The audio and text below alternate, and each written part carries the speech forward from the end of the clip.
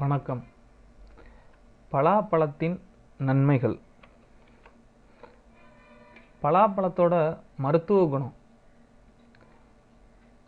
முக்கணியில் வந்துட்டு மா, பலா, வாழை அப்படின்னு சொல்லியிருக்காங்க.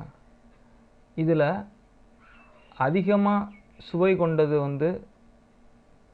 பலாப்பழம். இதில் பலாப்பழத்தை சாப்பிடாதவங்க யாருமே இருக்க முடியாது. அதோட மருத்துவ குணம்னு பார்த்துக்கிட்டிங்கன்னா, பலாப்பழத்தை தேனில் நனைச்சி சாப்பிட்டு வந்தோம்னா மூளை நரம்புகள் வலுப்பெறும். வாத நோய், பைத்தியம் இதெல்லாம் நீங்கும். பலாப்பழத்தில் விட்டமின் ஏ அதிகமாக இருக்குது. இது மூளைக்கும் உடம்புக்கும் அதிகமான பலத்தை தருது. நரம்புகளை உறுதியாக்குதுங்க. இரத்தத்தை விருத்தி செய்து தொற்று நோய் கிருமிகள், அதாவது அந்த கிருமிகளை, தொற்று நோய் ஏற்படுத்துகிற அந்த கிருமிகளை அழிக்குது. பலாக்காய் தாய்ப்பால் அதிகமாக சுரக்கிறதுக்கு பயன்படுதுங்க. மேலும் பார்த்திங்கன்னா இது உடல் உஷ்ணத்தை தணிக்குது. பித்த மயக்கம், கிறுகிறுப்பு, வாந்தி இதெல்லாம் கூட குணமாக்குது. பலா மரத்திலிருந்து கிடைக்கிற பாலினை, அதோட பால் எடுத்து நெறிக்கட்டின இடங்கள், நெடுநாள் உடையாமல் இருக்கிற கட்டி, ரொம்ப நாளாக உடையாமல் அப்படி இருக்கிற கட்டியிலலாம் பூசிட்டு வந்தோம்னா அதான் பழுத்து உடையும் அல்லது அமுங்கிரும். பலா பிஞ்சை சமைச்சு சாப்பிட்டோம்னா இந்த பித்தம், நீர் வேட்கை அதெல்லாம் போயிடுங்க. ஆண்மை அதிகரிக்கும். பலாவோட இலை தளிர் இருக்கு பாருங்க, இளம் தளிர், அதை அரைச்சி சிரங்குக்கெல்லாம் பூசிட்டு வந்தோம்னா அது குணமாயிரும். பலா மரத்தோட வேரை நல்லா உலர்த்தி துண்டு துண்டாக வெட்டி அதாவது 1-2 சிதைத்து நீர் விட்டு காய்ச்சி வச்சுக்கணும்.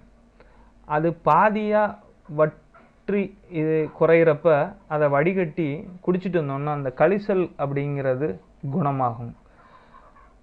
பலாமரத்தோட வேரை அரைச்சி சொறி, சிரங்கு இதுக்கெல்லாம் பூசினோன்னா குணமாயிருங்க.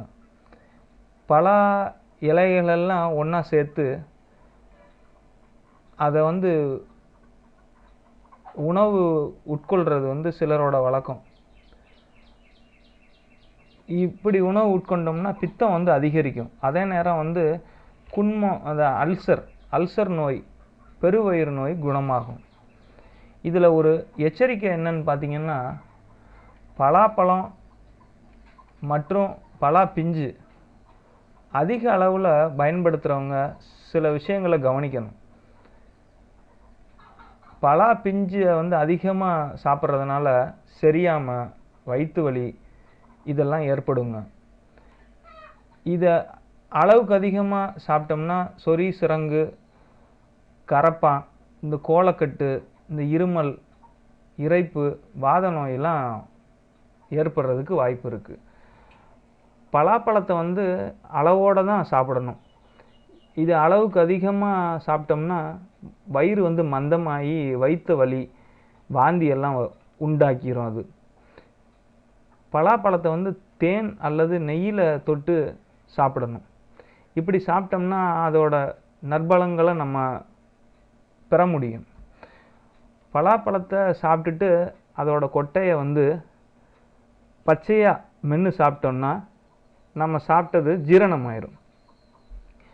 குடல்வால் அலர்ச்சி அதெல்லாம் உள்ளவங்க பலாப்பழத்தை சாப்பிடக்கூடாது.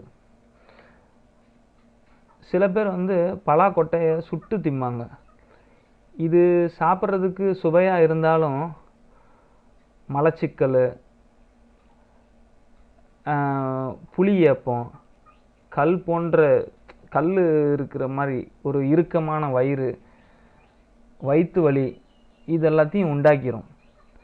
மா, பலா, வாழை இந்த முக்கனியை சாப்பிட்டு ஜீரணம் ஆகலைன்னா மந்தம், வயிற்று வலி, ஏப்பம் இதெல்லாம் ஏற்படும். இதை வந்து போக்குறதுக்கு தான் துவரம் பருப்பை வேக வச்சு வடித்த நீரில், துவரம் பருப்பை வேக வச்சு வடித்த நீரில் மிளகு, பூண்டு சேர்த்து ரசம் வச்சு சாப்பிட்டோம்னா அதிலிருந்து நிவாரணம் பெறலாங்க. நன்றி.